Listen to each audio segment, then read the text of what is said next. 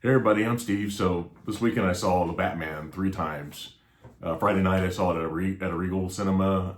On Saturday I saw it at an AMC Dolby Theater, and on Sunday I saw it again at another Regal Cinema, and that was with my nephew Ethan and my stepdad.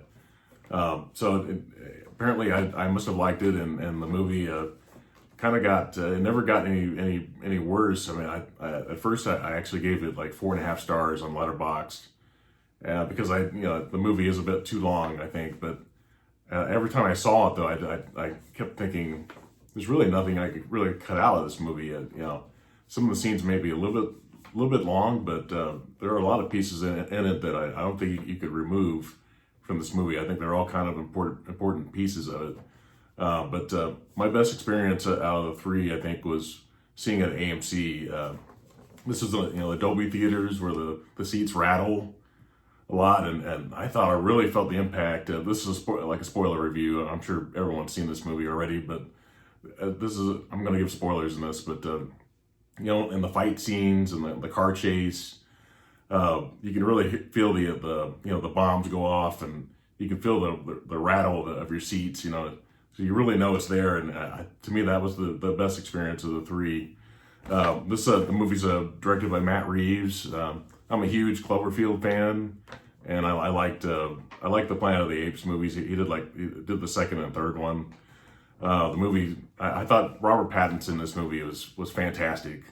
I'm not a Twilight fan, but I did like him in Good Time and The Lighthouse, and he was also in Tenet in 2020.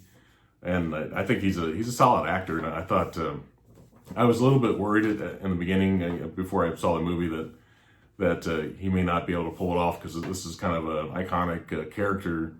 And I thought he really did well.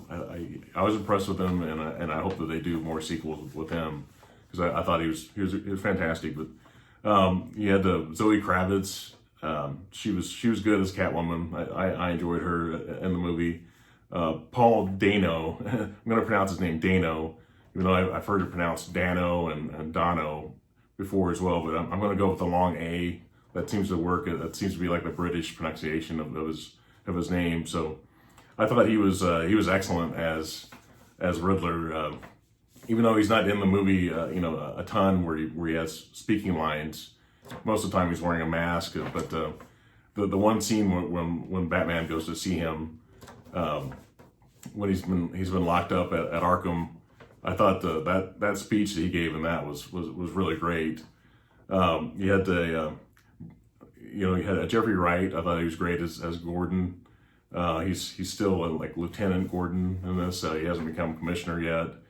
I assume that'd probably be in the next movie. But Jeffrey Wright's always solid. He plays Felix Leiter in a lot of the James Bond movies, and I've always enjoyed what he does. I think he's solid as an actor.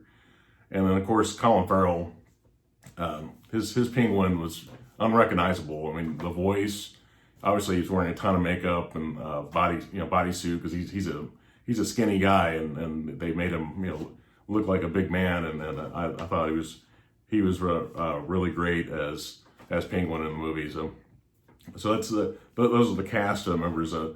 As far as the film score, I thought the film score and the sound design of the movie was great. It really drove the movie. Obviously Nirvana, it really gave it that dark kind of feel like from the 90s. I really love that. There was a post-credit scene which I stayed for, which wasn't much. I only did that on Friday night. Once I saw that, I didn't feel like I needed to stay in the theater the second and third time to see that again, but because it's not really a post-credit scene. One more spoiler in the movie. Barry Keoghan, if you ever saw Eternals, he played the character Druig, and that he was they kind of showed him talking to the Riddler near the end of the movie, which kind of, I guess, sets up a sequel where I assume Joker is going to be featured a lot more in the second movie, just like Heath Ledger was in The Dark Knight in the second Batman movie with Christopher Nolan. So this movie so far, it's made $258 million worldwide. So I think it's kind of on its way to to having a sequel, and I think it might do well next weekend as well.